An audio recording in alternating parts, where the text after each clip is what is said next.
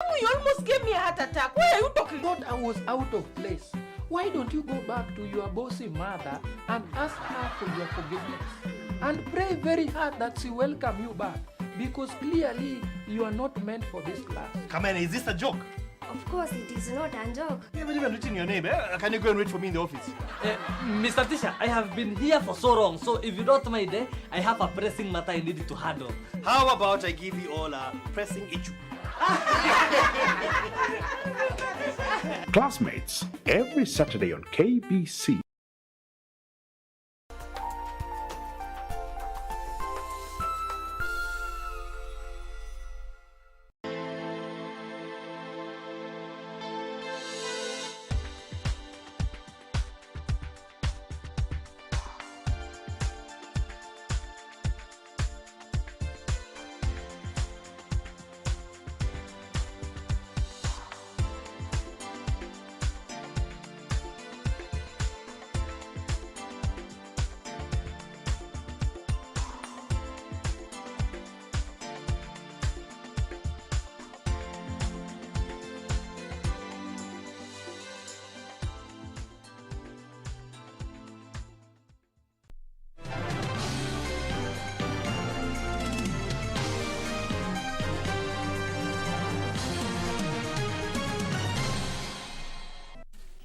This is Business Insight with me, O'Brien Kimani, live from Broadcasting House, on a day that President Uhuru Kenyatta has appointed 34 judges. What is the implication of this? Welcome to the program. At O'Brien Kimani is my Twitter handle. At KBC Channel 1, let's keep engaging. But first, a look at the highlights. The prayer for an order that Mr. Uhuru Muigai Kenyatta makes good. Burden of choice. Justices George Odunga and Joel Ngogi among the 6 judges whose promotion to the Court of Appeal the President has nullified. CI has moved in some facilities that have been illegally vaccinating people for COVID-19 and charging them for that vaccination. Health CSAs and scrupulous hospitals are illegal in the sale of COVID-19 vaccines, some of which could be fake. The networks and bonds created in these exchange programs are in tandem with the spirit of promoting sub-regional and regional integration between our countries. And Kenya roots for regional integrated military approach to bolster security as it trains military officers from 9 African countries.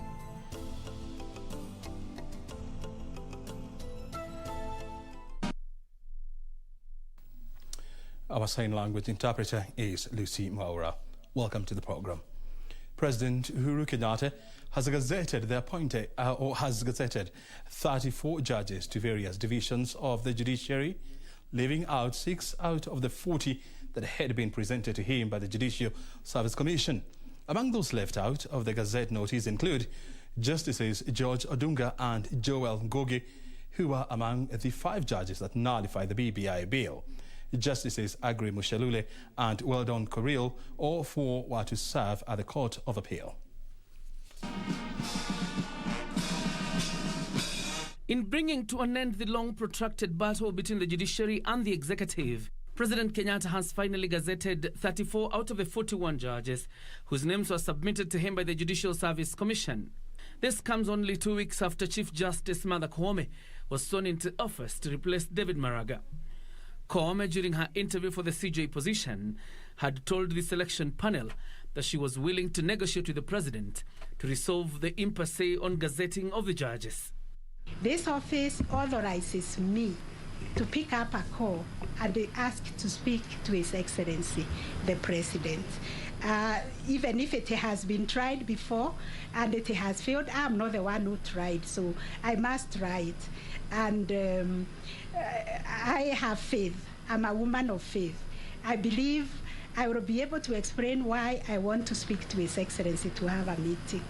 To the Court of Appeal, President Kenyatta has gazetted Msaga Bogoli, Omondi Helen Amolo, Ngugi Mumbi, Francis Tuyot, Nyamoya Pauline Nyaboke, Lesed Jesse, and Dr. Kibaya Imana Laibuta.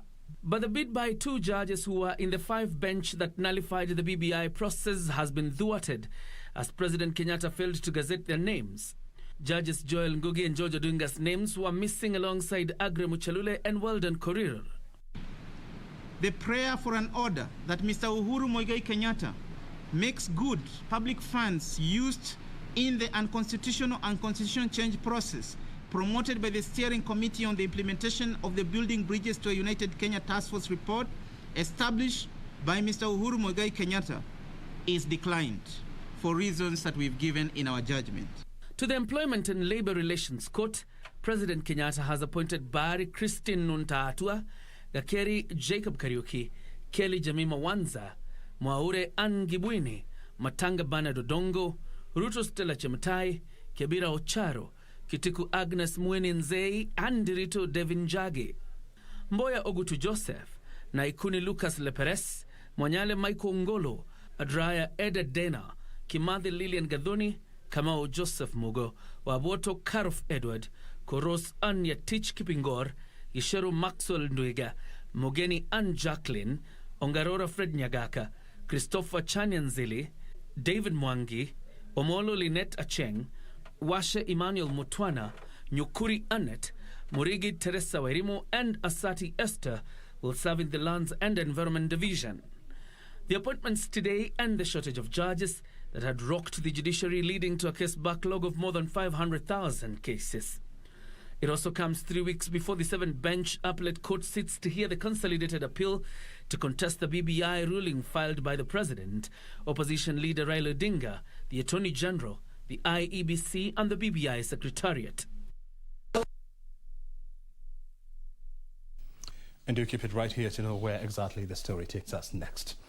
Former Isasiri Girls Secondary School Principal Jane Muthoni has been sentenced to 30 years in jail for killing her husband, Solomon Mwangi.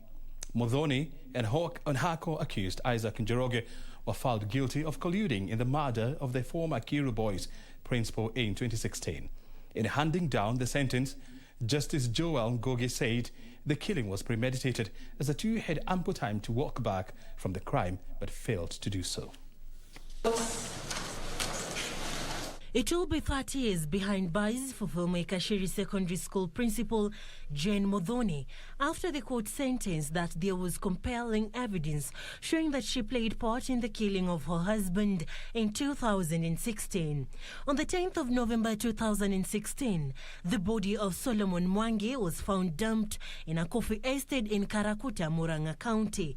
Jane Muthoni and her co-accused Isaac Nganga were on Thursday before a Nakuru court sentenced to a jail term of 30 years for the gruesome murder. Meanwhile, 2 suspects arrested on Wednesday in connection with the murder of an 8-year-old grade 2 pupil in Kitengela were on Thursday arraigned at the Kajiado Law Courts. Livingston Makacha Otengo, aged 27 years, and Francis Mbodhia Mikuhu, aged 42 years, appeared before resident magistrate Edwin Mulochi, who ordered they be detained for 10 more days to allow police wrap up investigations. Elsewhere, Garissa OCS Michael Munyalo has been released by Garissa High Court on a 1 million shilling bond and 2 sureties of the same amount. Munyalo, who appeared before Justice Abida Aroni, pleaded not guilty to murder charges. The OCS is being accused of shooting and killing 28-year-old Maurice Kimathi on the May of 16th during a brawl in a bar in Garissa town. By virtue of the director. Finally, the director of Midland Holies Limited, Jayesh Kumar Kotaicha, has been charged with the conspiracy to defraud Prinebrook Limited 706,989,273 Kenyan shillings. Jayesh and others not before court are accused of conspiring to transfer 3 motor vehicles from Midland Holies Limited to Super Hakika Limited without the authority of the administrator. Jayesh also took plea for the 3rd accused Midland Holies before Magistrate David Ndonge pleaded not guilty and was granted in person cash bail of 2 million shillings and a bond of 5 million shillings and a similar amount as the 3rd accused. The first accused may be released on a bond of 5 million with 1 short of like sum or a cash bail of 2 million with 2 Kenyan conduct passes. 2. The other may be released on a bond of 5 million with the 1 Kenyan surety or life sum or a cash bail of 2 million with the 2 Kenyan contact persons. The case will be mentioned on the 8th of June. For Channel 1 News, I'm Sarafina Robi. Emerging security threats have triggered the need for African countries to forge sub-regional and regional integrated military approach to border security. According to Kenya's Defense Cabinet Secretary Monica Juma, contemporary security threats are borderless and do not recognize narrow nationalism. The CS was addressing military officers from the 9 African countries during the 36th Defense Staff College graduation.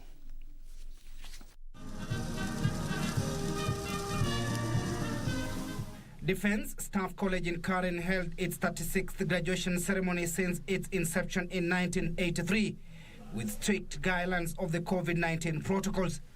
The graduating officers are from Kenya, South Africa, Burundi, Egypt, Malawi, Rwanda, Tanzania, Uganda, and Zambia.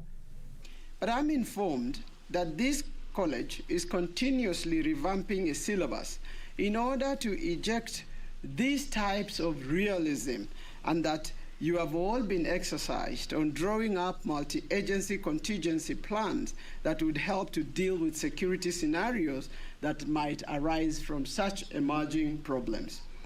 The CS noted the 1-year course on strategic studies and leadership management will complete and add value to the military package, so as to equip them with the intellectual firepower required to tackle contemporary and emerging security complexities. I wish to express my sincere, impressive appreciation of their depth of knowledge, the confidence they exuded, and the strong indication that the year-long learning in this institution had shaped their perspectives on not just the region's security agenda, but the world and the perspectives that are shaping it, and that it brought to this graduating team alive to the realities of the fluid security dynamics that we have as a country, a region, and the world to confront collectively. She said the partnership that has been witnessed over the years in offering strategic training and leadership management programs will be elevated even further with the newly chartered National Defense University, Kenya. This collaboration has forged a successful program for the exchange of student, officers, and directing staff. The networks and bonds created in these exchange programs are in tandem with the spirit of promoting sub-regional and regional integration between our countries. I wish to reiterate that the contemporary challenges are borderless and they do not recognize narrow nationalisms.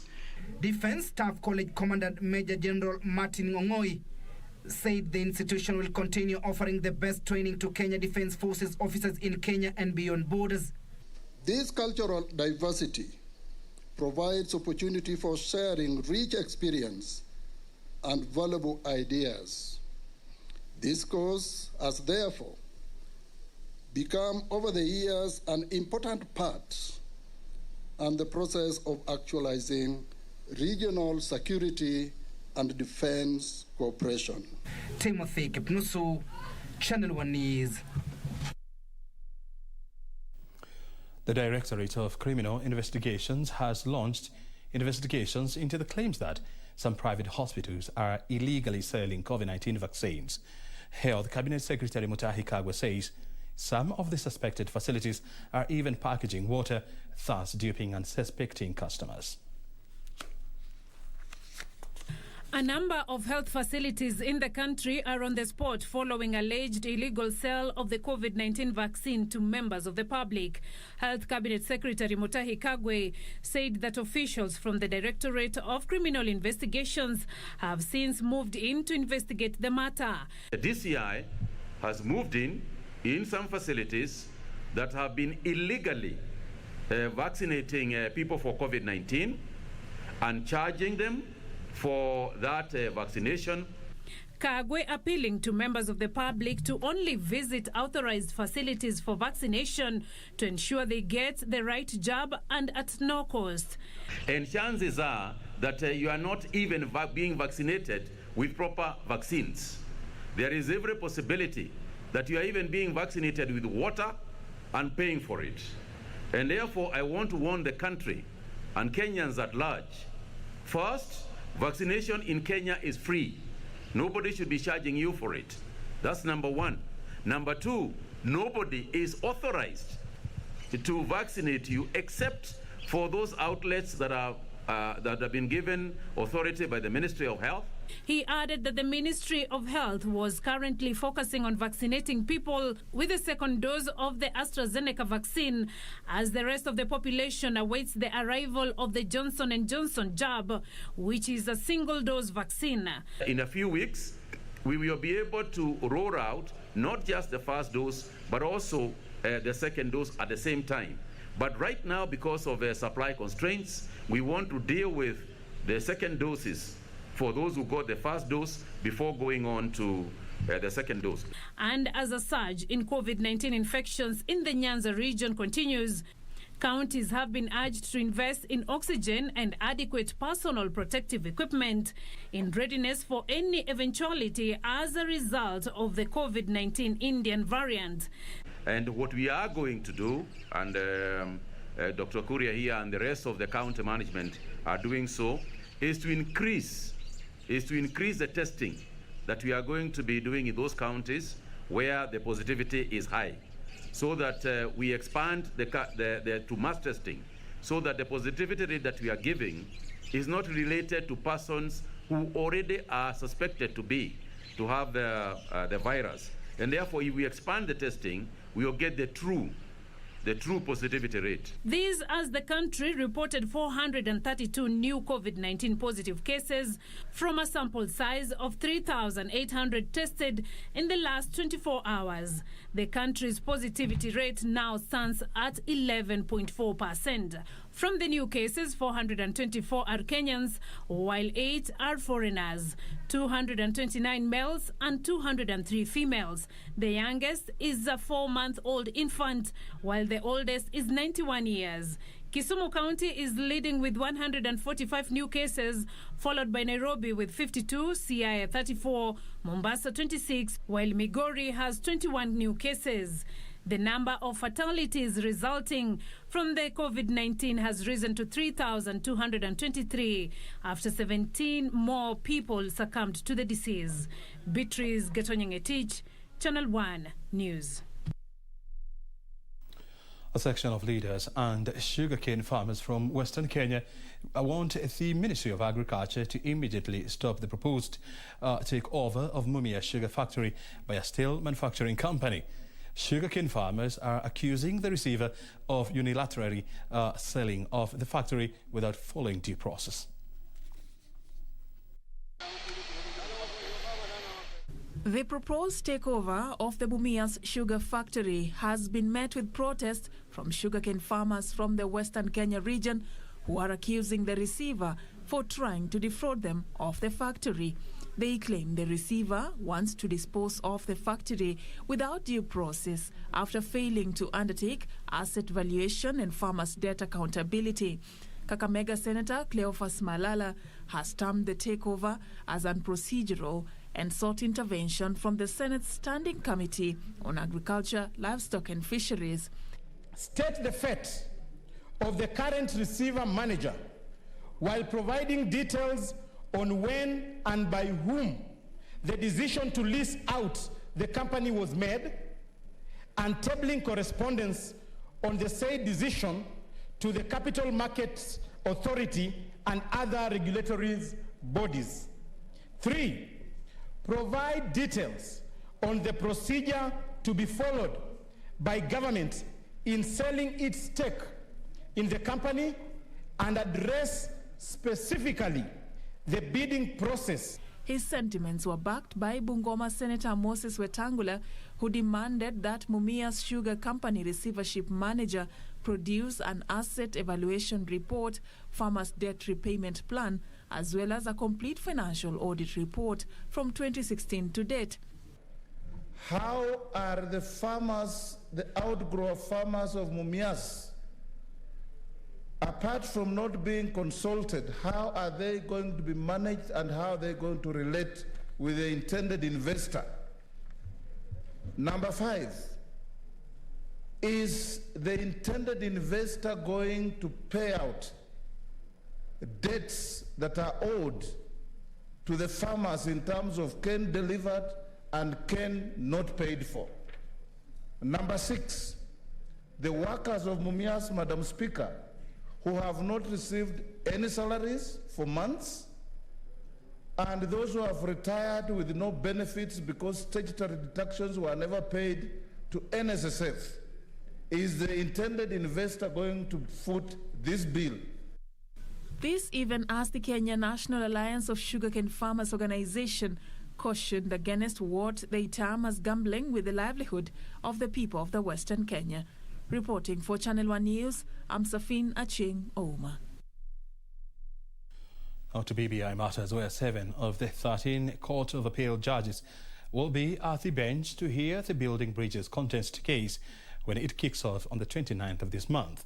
The President of Court, Daniel Musinga, who expanded the bench Tuesday, will appoint the judges in consultation with the Chief Justice, even as lawyers now claim the hearing will definitely affect the over 7,000 cases pending at the Court of Appeal.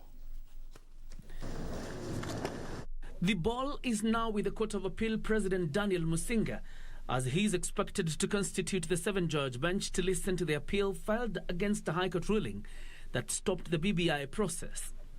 The appellate court currently has 13 judges, 3 of whom are tied in administrative responsibilities, while another group sat in a committee that advised former Chief Justice David Maraga on the referendum. Though the law does not give a time frame for the appointment of the 7 judges, a group of lawyers are of the view that the appellants should be notified in advance for purposes of clarity. Even at the point of constitution of the bench, it behoves any judge who thinks that there is a possibility of conflict of interest arising in them sitting to determine this case to come forward and tell Justice Musinga, hey, I cannot serve in this bench for this and this reason. Among the 13 judges, Musinga is the president of the Appeals Division, Judge Mohamed Warsami is serving in the Judicial Service Commission, and Judge Kathurima Enoti is the director of a Judiciary Training Institute. Now, these administrative roles and any other roles within the general wider working of the judiciary do not prevent any judge from serving as judge in any matter, unless probably there would be something which would raise a conflict of interest. Other judges of the Appellate Division include Fatuma Sichale, Roslyn Namboye, Agnes Murgar, Jamila Muhammad, Sankale Ole Kantai, Patrick Kiage, Gatembu Kairu, Hannah Ukwengu, Wanjiru Karanja, and Stephen Makandia. And while the BBI appeal case will run from the 29th to the 2nd of July, with the judges expected to retreat to research and write their judgment and a ruling expected in late July, the status of the over 7,000 cases pending in the appellate court is in limbo. I think this is one of those opportune moments now for the new Chief Justice to do or to act the part that she claims she would, talk or initiate a conversation with the relevant stakeholders, including the Office of the President, to ensure that we get judges to the Court of Appeal appointed as quickly as possible. No, some very positive news for the environment. The Kenya National Highways Authority has committed 20 million shillings to the Kenya Forest Service towards the funding of a model tree nursery at the Nairobi Arboretum to increase urban tree cover. The partnership between the two organizations will see Arboretum used to generate 1 million tree seedlings per year to recover trees cleared for infrastructure development. The newfound partnership between the Kenya National Highways Authority and the Kenya Forest Service will ensure trees being cut down in urban areas to pave way for infrastructure development is replenished. I'm looking at a synergy where we can combine our many kilometers of roads with your many different and impressive species of trees, and we make our Kenya beautiful. The care of for the environment is not a favor for us in the road sector, but a necessity. Chief Conservator of Forest Julius Kamau said under the agreement, Arboretum will be used as a tree seedling nursery to provide 1 million seedlings every year to be planted within towns under the Kenya Greening Program. In Nairobi, seedlings will be sourced from the Nairobi Arboretum Model Tree Nursery, which will specialize in raising seedlings to plant species required for greening of urban areas. We are aware that the success of any tree planting program heavily depends on timely availability of high-quality seedlings that matches the planting site. Kenha Board Chair Wangai Ndirangu say the program is in response to a number of infrastructure development in the county which have been necessitated to clearing trees for such programs. Yusuf Far, Channel 1 News. Tonight on the big interview we are focusing on the extractive industries. And the question that we are asking ourselves is, how do we develop our nascent extractive industry? We'll be joined by an expert in this. Our short break is up next. Stay right here.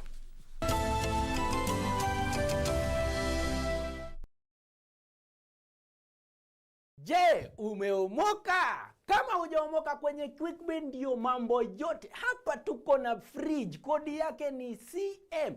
Tuko na gas cooker, kodi yake ni CK. Tuko na TV, kodi yake ni TV. Tuko na simu aina ya Samsung ni SM, ama Oppo ni Oppo. My friend, mahali popote unanitizama, eka hizo kodi zake kisha utume kwa 4032353. 4032353, alafu utakuwa unaomoka na hizi bidhaa. Kumbuka, kwenye QuickBin ni bidhaa bora zaidi kwa bei ya chini kwa chini.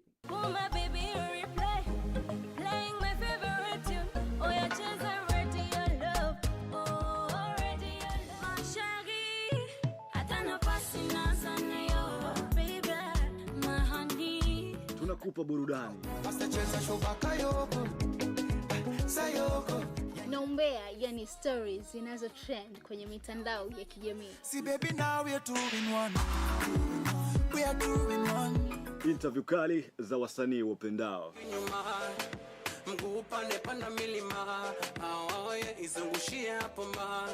Kama una ndani ya March of Life kupitia KBC Channel 1 na Pwani FM. Kuanzia mida ya saa 3 mpaka mida ya 5 kamili asubuhi. Ukiwa nami ni Teken 1GB. Mimi ni Marco. Keep it locked. Malewa.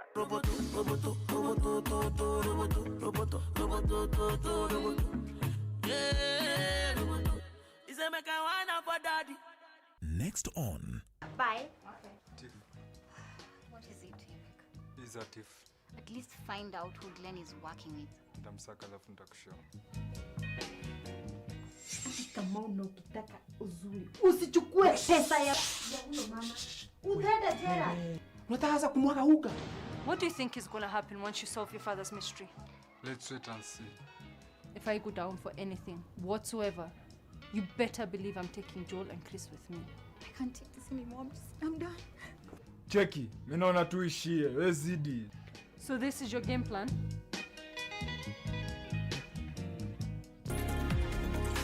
Did you know that the policy document is evidence of the existence of an insurance contract between you and your insurance company? It is important to know the terms and conditions of your insurance policy. Make sure you obtain, read, and understand the terms and conditions of the policy document. Now you know. IRA, promoting insurance, protecting the insured.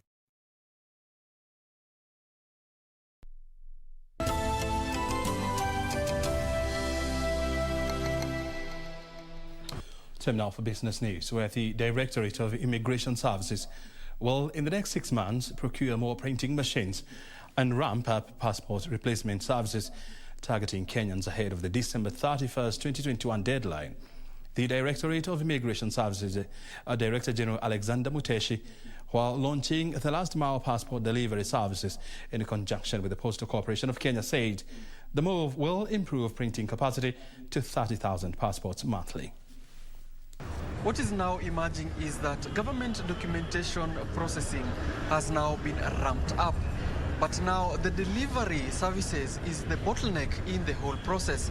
And to come from something of this nature that used to happen in the past to an e-commerce platform is where the country seems to be headed. Kenya announced the latest new passport generation in 2017. In 2019, 10 new immigration centers were opened in a bid to ease congestion in the issuance of the new passports. However, uptake has been slow owing to the COVID-19 pandemic and general public apathy. COVID has taught us a couple of lessons. It is taught us that anything can happen to us, and we don't trust anybody anymore. This prompted the government to extend the deadline of getting the new passports to December 31st, 2021. The Directorate of Immigration is scouting for partnerships to ramp up issuance and delivery of the document to Kenyans. To look for innovative ways to reduce congestion in our offices, while at the same time ensure continuity of service delivery to our customers. We did realize that the Postal Corporation of Kenya offers enormous capacity and opportunity. We want to achieve delivery to the door, the delivery to the office, the last mile delivery. That's what we want to make it easier for Kenyans to be served in their comfort of wherever they are. So far, 156,000 new passports have been printed and dispatched through the Postal Corporation of Kenya network, which has a branch network of 650 branches countrywide, but not without teething problems. To us, resources, we know now, are not there. So the best we can do with ourselves is to utilize the resources that we have optimally. The design of the new passport delivery system will utilize USSD technology for those unable to utilize their full passport application customer portals. With the advent of COVID-19, every corporate entity is looking to ways to remove themselves from the unhealthy decision to bring masses onto one spot. And the decision by the Postal Corporations of Kenya and the Directorate of Immigration Services to come together to give you the last mile solution for getting your government documents seems to be the norm that is coming to the country. Alan Aoko, Channel 1 Business, Nairobi. The government has stepped up efforts to control the spread of pests and diseases in the country. Agriculture Cabinet Secretary Peter Munya says the current phytosanitary regulations do not conform to fair trade and international trade. Kenya has been seeking to broaden its agricultural export portfolio, with the country eyeing the European and the Asian markets. So far, Kenya has secured mango export to the European Union and avocado exports to China after meeting tough phytosanitary conditions. To ensure the country conforms to high food safety standards, the government plans to amend the Plant Protection Act to make it conform to emerging export standards. The challenges facing plant health community is affecting many countries and people. Our actions in response must be coordinated and comprehensive. Agriculture Cabinet Secretary Peter Munya says the Plant Protection Bill 2021 will enforce stringent laws and policies that will create frameworks for pest and disease control in the country. The country needs to boost overall farmer productivity and, more importantly, also protect and safeguard Kenya's agriculture against external threats, including introduction of foreign pests and diseases. The bill, if passed in Parliament, will ensure local farm produce meet fair trade standards.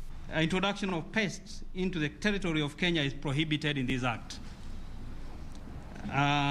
We have also indicated introduction of noxious weeds, invasive species is also prohibited. The Plant Protection Bill 2021 further proposes the creation of a national plant protection organization that will serve as the World Trade Organization national inquiry point for Kenya on plant health issues. Also indicated that the service may prohibit, restrict, regulate the importation of plant and plant products that are likely to harbor pests as they move in the international arena.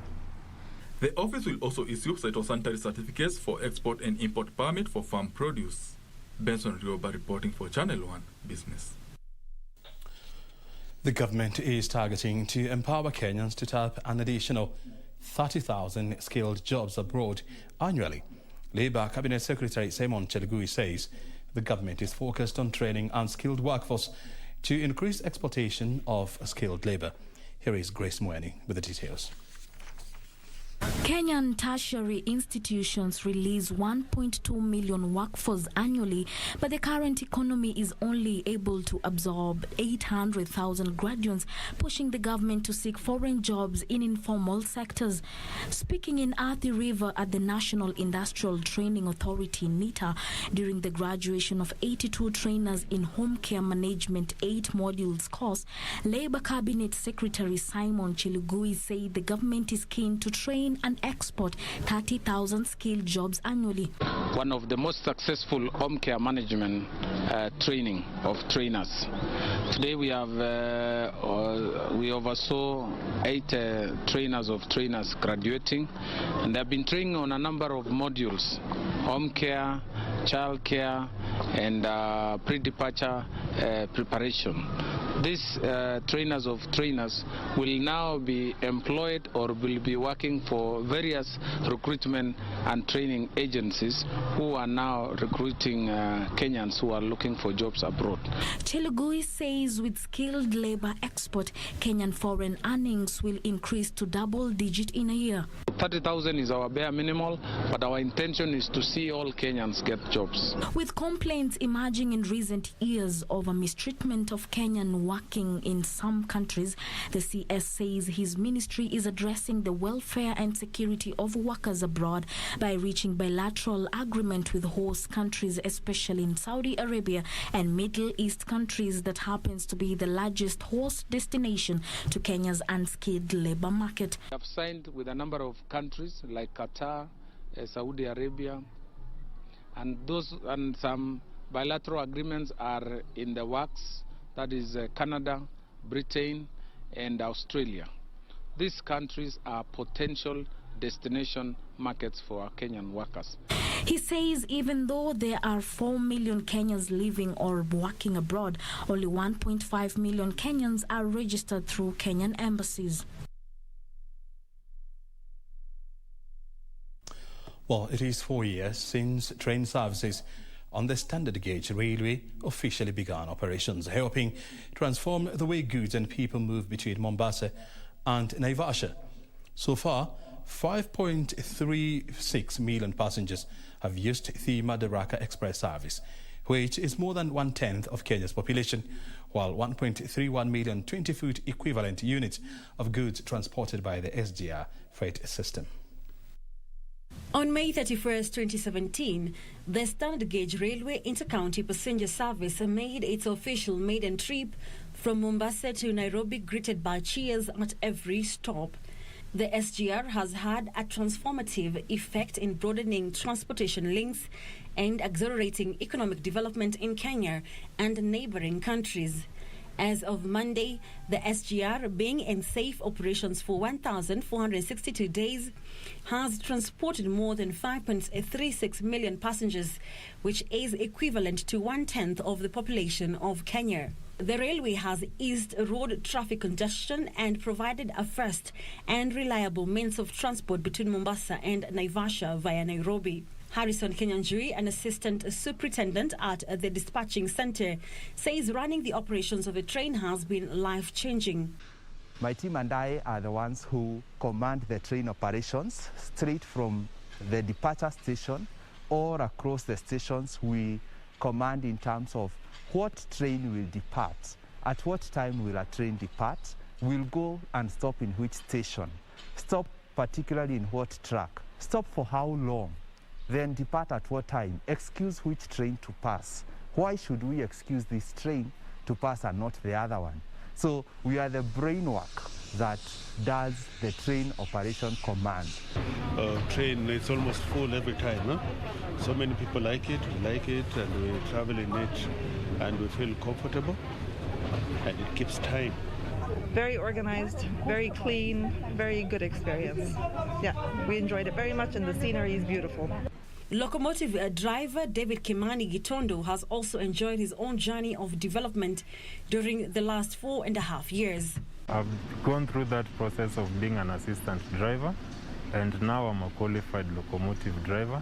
And my first driver locomotive was in 2017. 2017, that was the first time that I did the driving of locomotive from Mombasa to Nairobi. Then I began driving the shunting locomotive. That is when I became the team leader for the shunting team. Titus Kiprop, the Deputy Superintendent for the Nairobi Workshop Track and Signal Department, is another who takes great pride in his role. When I see containers being loaded and transported to Mombasa and they're shipped, I feel so proud because this is the line. This is the line I do maintenance each and every day, and I'm really happy because the line had not been maintained as it's supposed to be, then this process going on here would not have happened. For freight services, there have been an average of 8 to 14 freight trains on the move each day. So far, more than 1.31 million 20-foot equivalent units of goods have been transported by the SGR freight system. Contribution in terms to GDP of the country, that SGR is contributing not less than 2% currently as we look at the dynamics and the growth of our economy. And as well as this growth being elevated to the region. So the regional economics are also growing. We are looking at a population of 200 million people. Before COVID disruptions, there were 3 daily passenger train services between Mombasa and Nairobi: an early morning intercounty train, afternoon express train, and a night train.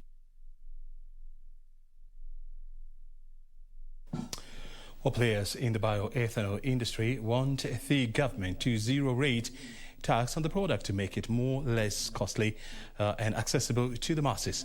These would help reduce reliance on inputs while creating a major new Kenyan bioeconomy industry, according to Clean Cooking Association of Kenya CEO David Njogi. The 3 bioethanol players in the country say demand for the product is about 3 million litres monthly. They say even though there is a huge demand for bioethanol cooking fuel, taxes have pushed up prices and are calling on the government to zero-rate bioethanol, just like is the case with the liquefied petroleum gas, to make it cheaper and accessible to more consumers. Taxation of LPG and taxation by ethanol, because they fall in the same category. If it is made by ethanol, is to be given a fair play and needs to be taxed at the same level. In that way, our consumers are going to benefit more. Local bioethanol production is expected to create 370,000 rural jobs in the agriculture sector and induce a 25 billion shillings investment into Kenya's sugar and cassava producing regions. We make these sources of energy affordable to households and citizens who are not able to afford. And one way of doing that is creating some physical incentives like tax waivers, exemptions, and these can help drive down the cost of these solutions. A study conducted by bioethanol players indicates that small-scale sugar and cassava farmers stand to net an additional 180,000 shillings an acre in annual earnings if ethanol production is factored as a main product. We were able to project that it would be creating a lot of additional revenue streams for smallholder farmers in the production of feedstock, either through using sugarcane juice, molasses, or cassava, amounting to 180,000 Kenya shillings monthly, and this is an aggregate of 54 billion Kenya shillings annually. Sugar factories have also been encouraged to step up production of bioethanol as a main product as opposed to being a byproduct. It's until when our own investors and innovative individuals in Kenya change their mind from producing bioethanol as a byproduct and major on producing ethanol as a fuel product and a main production of a plant. That way we shall be able to meet the demand. Local bioethanol production is expected to help Kenya achieve its 10% forest cover by saving 54 million trees felled annually for charcoal making. Benson Rioba reporting for Channel 1 Business. The Kenya REINSURANCE Corporation saw its 2020 full year net profit reduced to 2.9 billion shillings from 3.9 billion shillings posted the previous year due to higher claims. The reinsurer reported that claims increased 22% to 13.5 billion shillings. Amid the COVID-19, Kenya Re recorded positive results in the first half of 2020 with a turnover of 9.07 billion shillings against 8.85 billion shillings in 2019. However, during the same period, investment income dipped by 21% year-on-year to 1.9 billion shillings. This was attributed to the effect of the COVID-19 pandemic, which resulted in depressed investment environment. Lower claims and benefits witnessed in the short-term business were influenced by reduced activities in transportation and business activities due to restrictions imposed to curb the spread of COVID-19. In its 2020 full-year financial report, the underwriter's net profit dipped to 2.9 billion shillings from 3.9 billion shillings posted the previous year after claims rose by 22% to 13.52 billion shillings. Further, gross written premiums grew by 6% to 18.54 billion shillings from 17.52 billion shillings during the period under review. The Underwriters Board has recommended a dividend payout of 20 cents per ordinary share. Elsewhere, Kenya Airways PLC will be holding its 45th annual general meeting on 25th June virtually for shareholders to, among others, decide on whether to retain members of the Audit and Risk Committee, among them retired Major General Michael Gishangi, Yosef Vinistra, John Ngumi, and Caroline Armstrong. This comes in the backdrop of diminished returns for the carrier. Kenya Airways recorded a 2020 full-year net loss of 36.2 billion shillings as the coronavirus crisis hit demand for travel. Cargo volumes went down during the period as the carrier grounded some flights, leading to reduced belly space. The airline's basic loss per share jumped to 6 shillings and 22 cents in 2020 from 2 shillings and 23 cents in the previous year. Regina Manyara reporting for Channel 1 Business. Well, Kenya has proven deposits of titanium, gold and coal among other minerals. But the mining sector is a relatively small contributor to national output. The sector's contribution to GDP is reported to have dropped from 2.5% in 2014 to 0.8% in 2018, equivalent to 89 billion shillings. With this in mind, what can the country do to leverage on its mining potential? Alan Awako sat down with extractive analyst Stephen Mwakesi and spoke about Kenya's mining outlook. Watch the interview. Hello and welcome. Now, according to the economic survey released recently, the total mining production declined 5.5% to 20.9 billion shillings from 30 billion shillings in 2018. Now, here today we are going to expound on the current situation the country is in terms of mining and just to see how the country can better exploit the extractives industry. And to expound on that, I'm joined by Stephen Mwakesi, who is an analyst and a policy advisor on the extractives industry. Welcome. Asante sana. Thank you. Indeed, you can of course join us at any time online on KBC Channel 1, especially on Twitter and on Facebook at KBC Channel 1. Do tell us what you think about this interview and also we can continue the conversation over there. My name is Alan Awako. Now, just to dive straight into this industry, it's a bit complicated, but just for the benefit of our viewers, where is the country at this point in terms of extractives? Well, to start off, I think the mining sector essentially has been a sector that's been with the human history for quite a long time. In Kenya, we can record that as early as the pre-colonial times, there was economic activity that was ascribed to mining. And this can be even told that by 1940, we already had a piece of legislation called the Mining Act of 1940 that was in play. And we were doing a lot of extractive works, especially for soda ash. I think everybody knows about Magadi soda. And also there was mining of fluorspar in the country, some bit of gold mining as well in Kakamega area. And also some gemstone mining in the counties of Taita Taveta and in Kwale. So we've had mining in Kenya for quite a long time. And when the Jubilee administration came in 2013, there was a very serious push to try and revamp the sector, and because it has the potential to become a huge economic enabler, raising the values of economic activity attributed to the mining sector. And so with time, we've seen with new projects coming online, the value from mining as well has grown higher. When the base titanium project, which is a heavy minerals titanium sands project, came online, we saw our foreign exchange values go extremely way up. And right now, as we speak, some of the mineral contribution that the sector provides to the country's economy, 60% of it is just from one project in the coast of Kenya, in Kwale. And so it has a significant impact on the growth of this country. But however, there have been challenges, mining being a business that depends heavily on global dynamics, because essentially what mining does is provide the raw materials that are used for various processes, chemical and otherwise, and even sometimes to preserve value of the economy, like in the case of gold, for example.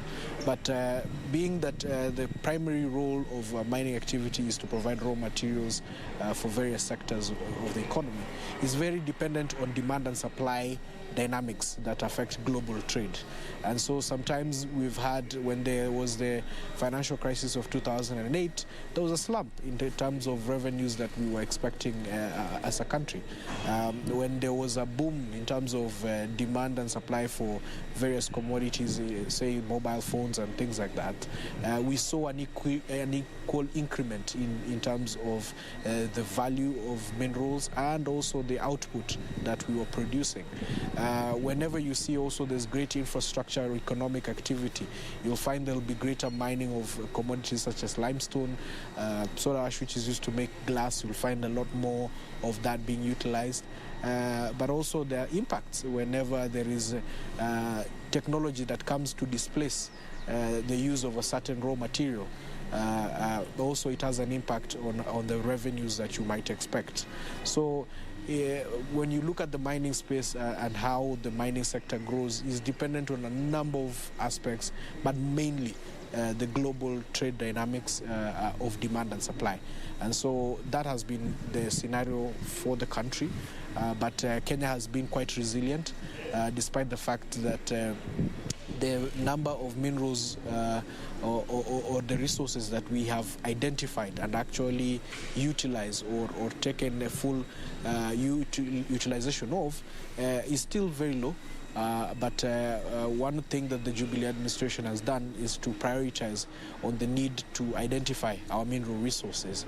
And this can be seen from the fact that there was an airborne survey that is being conducted by the government of Kenya with the purpose of creating an idea as to where potential mineral deposits lie. And with that, we expect by the time the airborne survey becomes available for public consumption later on in the year, then we might see a spike in activity of mining throughout the whole country. But other than that, the sector is still a very serious sector to keep watching. And the fact that we have had a review and change of law in 2016, creating the ability to allow for more captive nature in terms of now we look at quarrying or what minerals which were before not considered as capable of being put into the economic byline, for example, ballast and materials used for buildings, now is being included there, and the government is collecting revenue out of that activity, and we have seen an increment as well in terms of the revenues for the country based on that expanded view of mining as opposed to what it was before. And of course, now that you've said about the global dynamics that fit into the whole machinery of things, I'm just very curious as well. Is it possible, or is there any jurisdictions we can draw parallels with that have actually succeeded in growing their own internal capacity, especially during challenging times such as these, to extract their own products and actually consume them within, like for example how China does it. Will there really be a time when Kenyans themselves will be able to rely on their own supply chains, develop those supply chains, and therefore consume those products within and empower ourselves within? Is that possible? Well, it is very possible. Here you're looking at it from a perspective of mining, which is the primary activity, where you're extracting from the ground. And then what you're alluding to is the question of value addition, and whether you can be able to add value to a certain extent before you actually go into full manufacturing and utilizing it for certain purposes. There are mineral commodities that you can directly utilize. For example, in South Africa, they do mine a lot of coal. And the coal is directly put into the power generation business. There are places like Sudan and South Africa where they do mine gold, and immediately after they do mine gold, they're able to put it into a refinery and use it as part of their global currency backing and securitization of the commodity.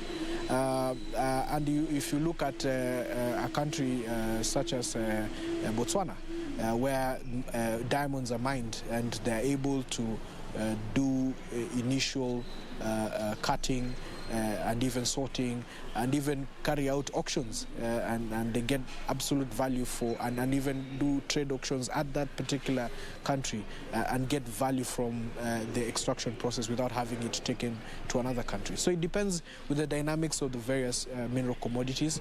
But again, the things that really drive business to consider whether they should be able to set up a value addition center or not is driven either one by the amount of the raw material available, because one challenge has been in Africa is that not many countries have been able to map out the resources and define which resources are available where. Because then if you're able to say that heavy mineral sands are available in Kenya, Tanzania, Mozambique, and in what quantities and how you can be able to create one central area where you can add value to these particular minerals before you export to China or the US or anyone else, then you can be able to create that common center where you'll get additional more value than it is before. But of course, because African countries are not speaking to each other, they are not doing joint assessment of mineral commodities and what they can jointly do to ensure that mineral value addition is done within the continent as opposed to it being taken to where the final markets are, whether it's in Europe or America or China, is where we are lagging behind. But the more Africa talks in one voice, are able to do joint projects in terms of prospecting for these minerals and even carrying out joint mining of these particular commodities, we will find some semblance of activity moving away from traditional markets into this particular continent. Primarily, one thing that I can say that I have personally been looking forward to would be a day when some of these primary industries where we take our mineral commodities, the initial processing, for them to move away from China and to move into Africa. If we did trade deals of that nature, that instead of all our mineral commodities, our cobalt coming from DRC, going into China in purest raw form, or the zinc or the copper, if a lot of the African countries would demand that China allows more investment in the continent for these initial processes to be done in the continent before final product is taken to their countries for final processing, then we will create value here, we'll create jobs, we'll create opportunities for the African continent, and we'll get more in terms of foreign exchange as opposed to what the current situation is right now. So what you're saying now then is that the country is attractive enough. Investors can actually come through, especially after the mapping of where the mineral is, where it is, if they can go there. One of the challenges that we've had over the years is that the extractives industry at this time still do not have sufficient regulations within this space. How much impact does lack of proper legislation impact this sector? Especially when you look at bringing investments, and you've spoken about Botswana. We saw a situation where the diamonds that they get is actually done by the company De Beers, which actually moved its headquarters from the UK into Botswana, and now they do everything in that country. Is it a matter of a proper legislation, or not only quality legislation but sufficient legislation? Yeah, ideally. There is no way you can do much of value in terms of mineral production without a key government policy to be very proactive in terms of saying that we need to see the benefits remaining within our borders. That's something that the government itself has to make very clear. Now, again, as you rightly stated, it starts from the point of knowing what you have. Because once you know what you have, then you can be able to negotiate with anybody who's interested in making an investment about what they should do after they've been able to produce the mineral commodity from the ground and what they can be able to do within the country. Now that we are becoming more knowledgeable about what our mineral deposits are, there are airborne studies which have been done in Uganda. Now we are going to finish in Kenya. There's one that was being done in Ethiopia as well. The more we begin to understand what kind of mineral commodities we have, then we can be able to now get into the space of now saying, are our legislations and policies conducive enough to bring investors in and keep them here, and to be able to allow them to do much more than just mine, being able to get into processing and attract people to invest more here than anywhere else. Now, in the case of Kenya, we did a significant review of the Mining Act in 2016. Of course, with any new legislation, there are bottlenecks or gaps that need to be addressed. There was a process of also setting out regulations which are already put in place. But I think the one thing that has really affected the sector has been the question of finding mining to be a priority in terms of budgeting. And this has really impacted the sector. Because of the changing dynamics of our economy, there has been preference for other investment in other sectors such as infrastructure, education and health at the expense of a sector like mining, which would be more of an enabler and a productive sector as opposed to the ones which are general consuming of our revenues. And so the impact of this has been the ability of the regulator, that is the Ministry of Petroleum and Mining, incapable of being able to go and closely monitor the activities of the mining companies and even be able to push for certain frameworks or activities on the part of the private sector for the benefit of the country. Some of the things that we could potentially look at would require both government and private partnership. And sometimes the government needs to make the first step before the private sector comes in. Or sometimes when we were trying to get buy-in from the private sector, the choice of how we do our electrical or road infrastructure or water infrastructure should be to the benefit of a potential miner. But at times this always fails because there are other more pressing demands from the populace as opposed to catering to the interests that would make it convenient for the miner to continue doing business. Isn't there enough lobbying in the sector? Are there no people who are advocating for this kind of, seamless communication between this?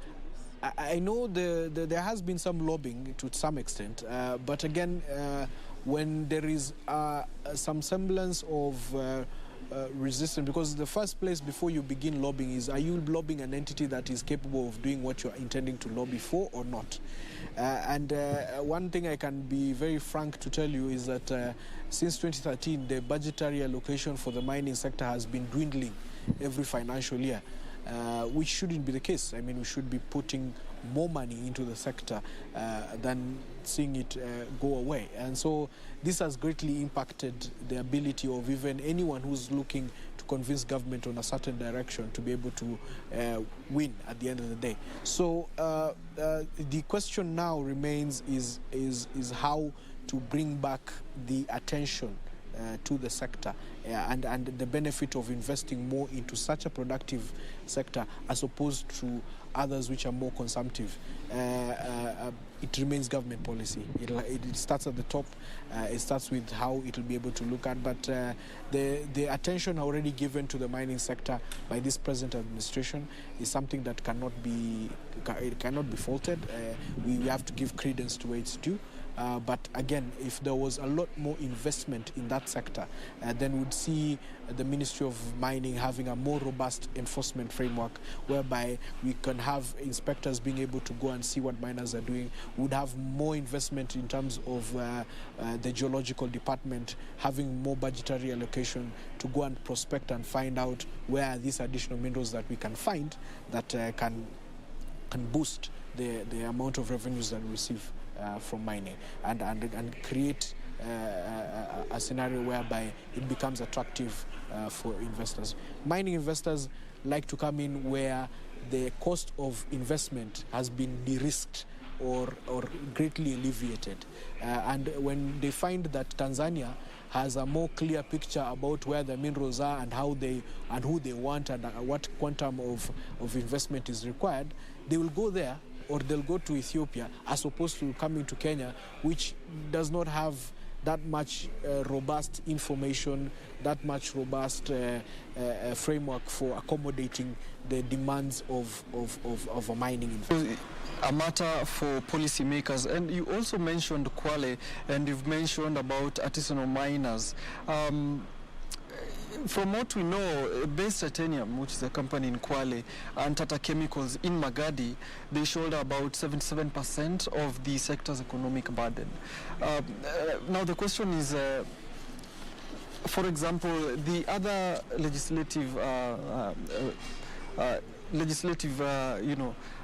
bills that are coming into force, for example, the finance bill, we've seen that they also stand to be affected, especially for subcontractors in the sector.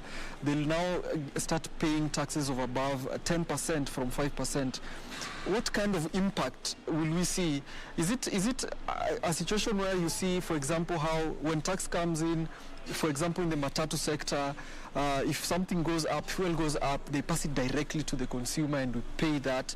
How is it for the extractives industry? How will they survive this new legislation, an impact of about 50% above what they normally have? How will they pass up that challenge? You know, what has happened in some of the legislative proposals that have come through, some of the things that we put out there to allow for investors to come into the mining sector are being clawed back. Before you could be able to import equipment without duty-free to be able to carry out a mining operation. Now some of those allowances are being clawed back.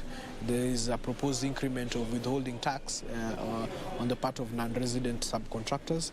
Well, in as much as it allows for resident subcontractors to get a preference over foreign subcontractors. But sometimes when you're dealing with a mining program that is very specific and would require external expertise, this is a discouraging element. And the moment we announce some of these proposals, they reverberate across the globe. Mining investors are not just situated in Nairobi. They are seated in New York. They are seated in Toronto. They are seated in Australia, Sydney, and China, and London. And when they just see that and they find that another country is probably offering better rates as compared to Kenya, they would make preference to run to those particular. Now, I'm not saying we just roll out the red carpet and not make any revenues from some of these companies. But I'm just saying that when we consider how nascent still our industry is, we would need to really allow for or create a framework that allows for investors to feel confident that their dollars are more productive in Kenya as opposed to other jurisdictions, and that would then allow us to really take charge of this sector and see it grow at the point whereby we are at a place of where we are walking and not crawling anymore. Then we can definitely revise some of those terms in a manner favorable to the country. I'm not saying that you start with an unfavorable situation, but you can now make it even more favorable as opposed to what it is there before. So this is the kind of thinking that I would really urge our country to really focus on. And let's find a way to not only just make mining zones attractive, but even give them special treatment like they do for special economic zones.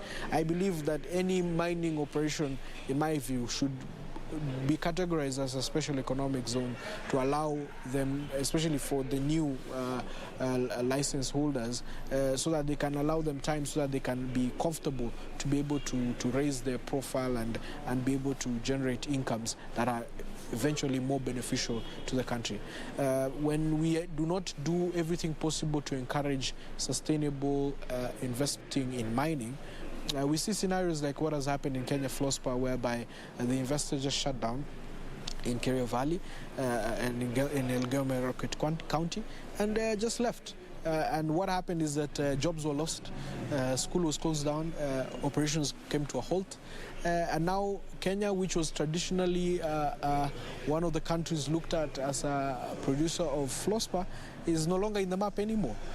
So we need to really find ways to not only attract but also keep the investors that we have. But also, as we do the same, let us also do everything possible to ensure that the ones who are here are playing by the rules, and we may create rules that are favorable to the country in as much as it is profitable. This sector, the extractive industry, is a huge one, and there's a lot of interesting things that we still cannot, speak about in a span of maybe 30 minutes. But just before we go, as time winds up, cryptocurrencies in Kenya, have you invested? Personally, I've not invested in cryptocurrencies yet. It's an interesting space. I think the one thing that happens with crypto for me, and what I would tell any Kenyan, is trade on the edge of caution. Be cautious, cautious, cautious. Because cryptos have still yet to be embraced from a regulatory standpoint by both Kenya and a lot of other jurisdictions in the world.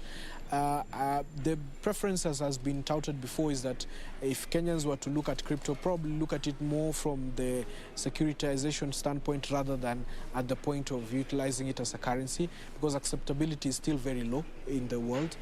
So if anyone is going to be investing in, say, in the cryptocurrency space, if you believe that you are adept at being able to analyze what are the scenarios, the global dynamics and the changing dynamics, then you can invest in terms of trading and betting and hedging against particular cryptocurrency and see how it performs globally over.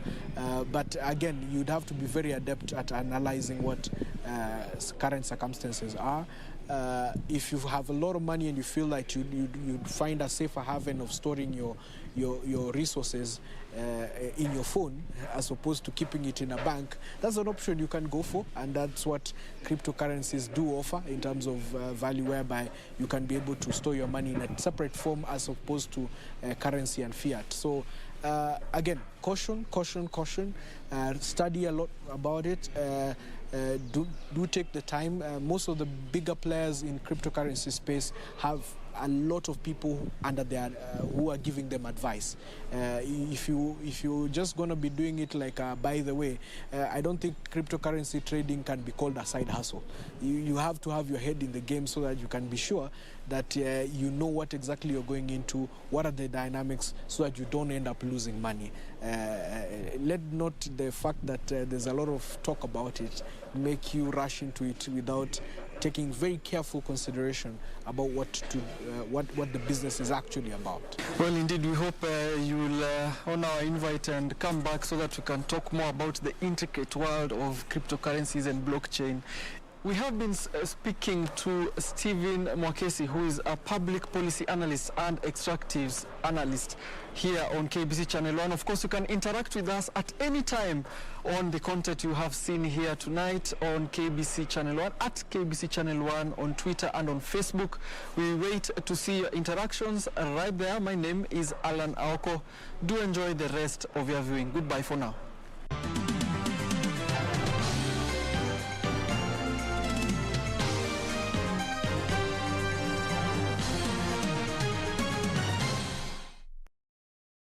Kupata skiza tune hii, Ufunuo wa Yohana 38 dial *811 *817 hash. Wakati mwingi katika maisha binadamu hujipata kwa shida, unapata ya kwamba hauna usaidizi unaohitaji, biashara zinaisha, hakuna mapato ya kila siku.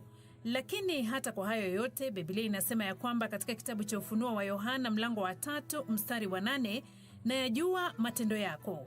Tazama, nimekupa mlango uliofunguliwa mbele yako. Ili kupata skiza tune hiyo ya Yohana 38 dial *811 *817 hash, dial *811 *817 hash. Je, umeomoka? Kama hujaomoka kwenye QuickBit ndio mambo yote. Hapa tuko na fridge, kodi yake ni CM.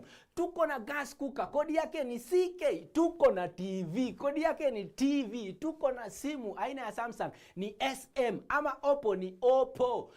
My friend, mahali popote unanitizama, eka hizo kodi zake kisha utume kwa 4032353. 4032353, alafu utakuwa unaomoka na hizi bidhaa. Kumbuka, kwenye QuickBit ni bidhaa bora zaidi kwa bei ya chini kwa chini. Sasa hii ng'ombe ni yako. Asante. Hii ng'ombe itatoa maziwa mengi kabisa.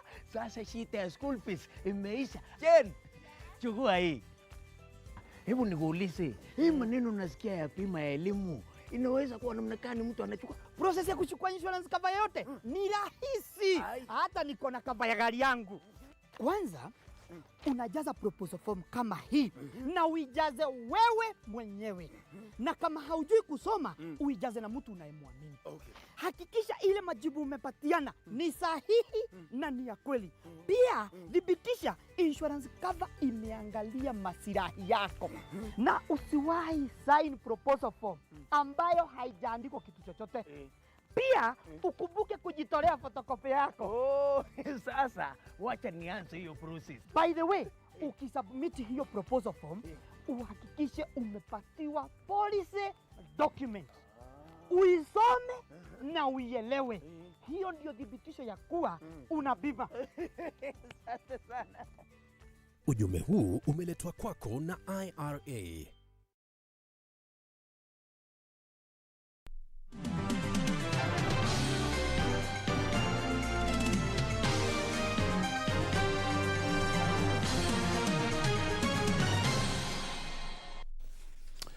Well, let's now go beyond our borders and have a look at international business. China has accused several Western clothing brands, including Nike and H&M, of selling goods that could not be harmful to children. At least 81 items, including children's clothing and toys, were among the listed on the country's Customs Administration website. A warning on China's Customs Administration website listed 81 items including children's clothing, shoes, toys, toothbrushes and baby bottles imported by Nike, H&M and Zara companies. 9 batches of H&M girls' cotton dresses were said to contain dyes or harmful substances that may be absorbed by the body through the skin, mouth and endanger health. China initially targeted H&M and Nike. However, the gap was widened to include Burberry, Adidas and Converse companies. The notice is the latest blow to Western clothing brands operating in China, which have been targeted amid international backlash over claims of abuses in the cotton-growing Xinjiang region. Meanwhile, a U.S. Treasury official says that the G7 countries will endorse Washington's proposal for an ambitious global corporate minimum tax when the leaders meet later this week in Britain. The U.S. Treasury expects the meeting of the group of 7 finance ministers on Friday and Saturday in London to provide a momentum for advancing global corporate tax negotiations towards a broader G20 finance meeting in July in Italy. A number of G7 officials have raised expectations for the finance ministers' meeting in London, as this shall be the first face-to-face meeting for the group since the COVID-19 pandemic turned meetings virtual last year. Finally, a record-breaking 416 of beaches across Italy have been given the prestigious Blue Flag classification this year for the high water quality and environmental initiatives heartening local tourism practitioners with a sign of resumption. The flags are awarded by the Foundation for Environmental Education, an independent organization comprising 77 countries worldwide. Business owners hope that this will attract the much-needed crowds back to Italy's shores. A record number of new entries are in Italy's central south, such as Pescara in Abruzzo and Minturo in Lazio. This is a big deal to Italy's ecological reservation and tourism because blue flags come with a set of strict standards.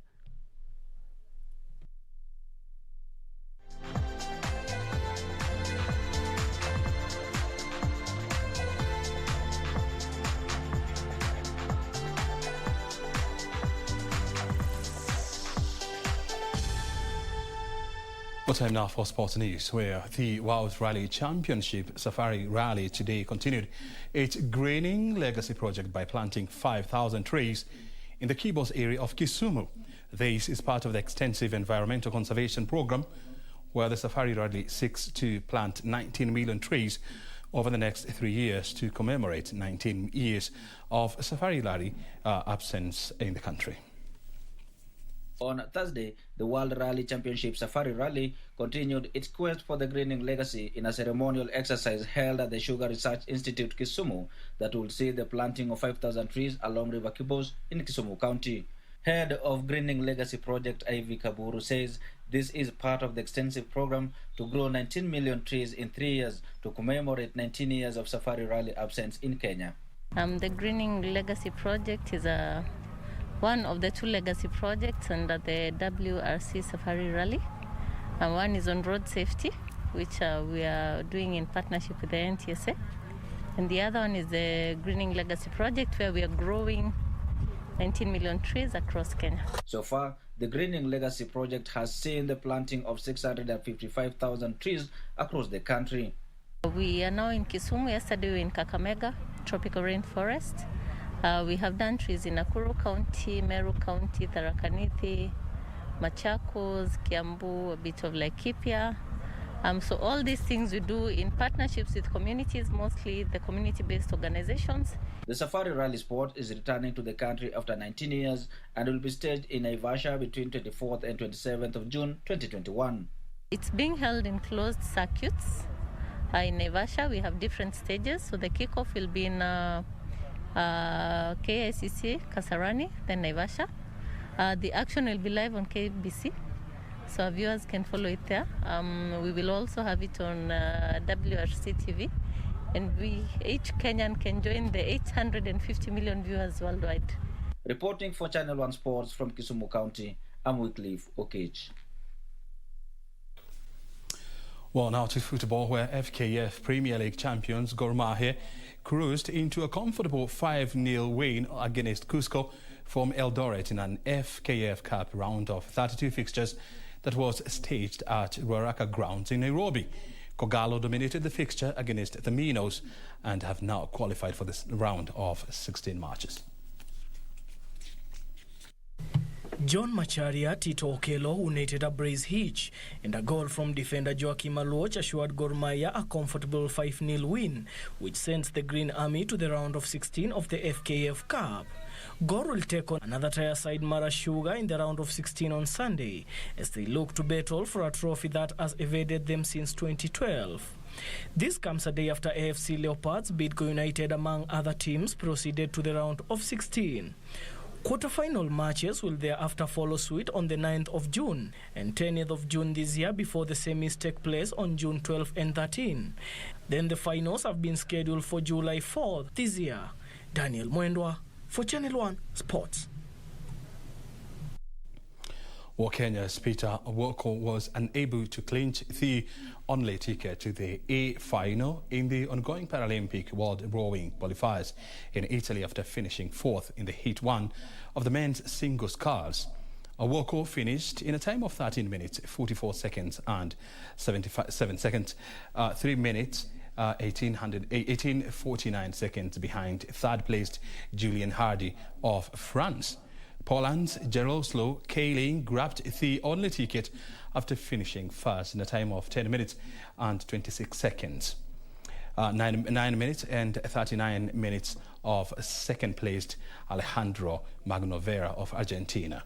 The Kenyan duo of Miriam Nandoa and Caleb Kenyansa suffered the same fate in the mixed double sculls, finishing fourth in a time of 11 minutes and 32 seconds. Team Australia secured the only ticket to the A final in a time of 8 minutes 30 seconds, followed by Uzbekistan and Latvia in second and third places, respectively.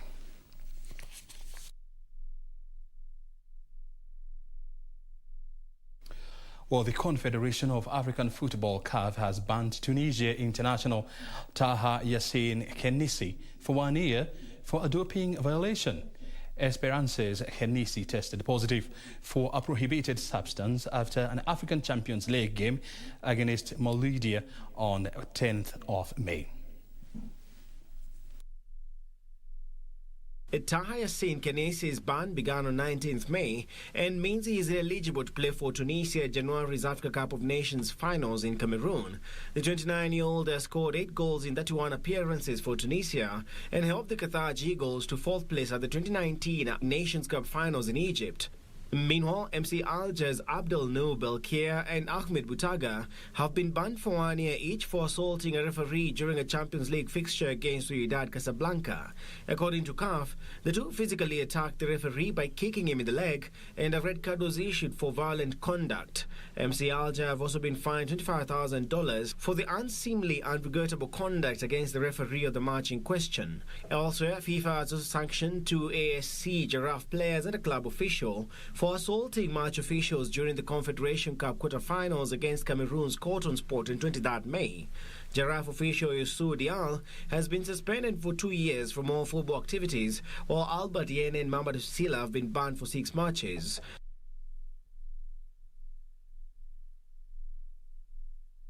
England manager Gareth Southgate says Trent Alexander-Arnold's suspected thigh injury will be assessed over the next 48 hours, but admits the right-back limp off against Austria was not a good sign heading into the Euros.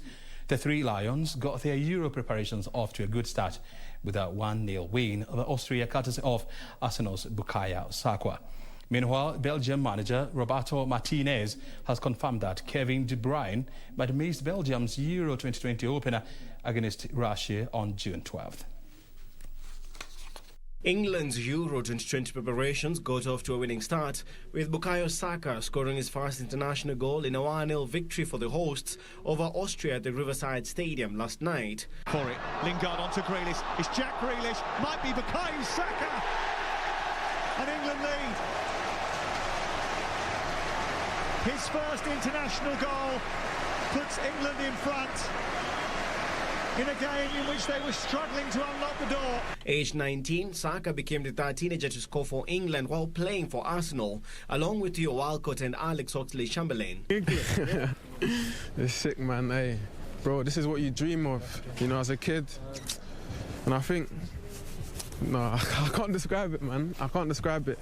I'm just over the moon, and I wish my family was here to celebrate with me. However, despite the win, the Three Lions face a new injury concern after Liverpool's Alexander-Arnold limped off the pitch in the 57th minute. It has raised doubts about the Liverpool defender's availability for England's Euro 2020 campaign, which gets underway in less than 2 weeks. Alexander-Arnold had been one of several players to impress during the friendly against Austria, with Jordan Pickford, Jack Grealish and 17-year-old Jude Bellingham also catching the eye.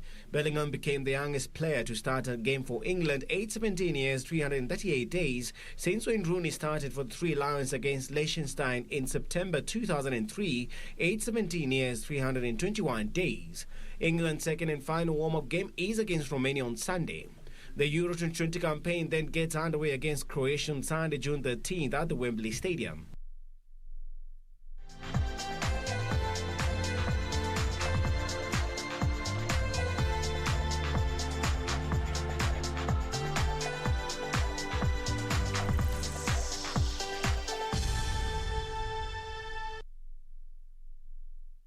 Well, and at that point, we come to the end of Business Insight for today.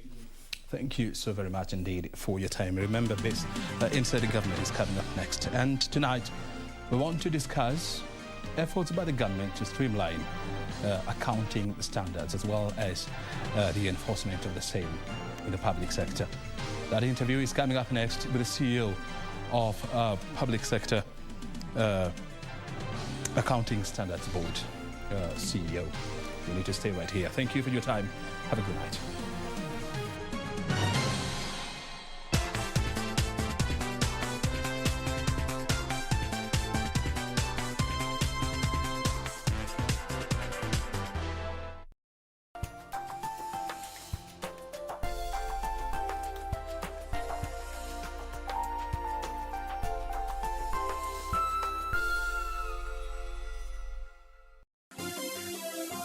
Vera Beauty College. Vera Beauty and Fashion College, with branches in Nairobi, Eldoret, Thika and Meru. Did you know that we are a TVET approved institution? We offer courses in fashion design, interior design in soft furnishing, event decoration, flower arrangement, event planning, hairdressing, barbering and dreadlocks, beauty therapy, makeup, nail technology, spa massages, teaching skills, TOT, solo business management, and many more.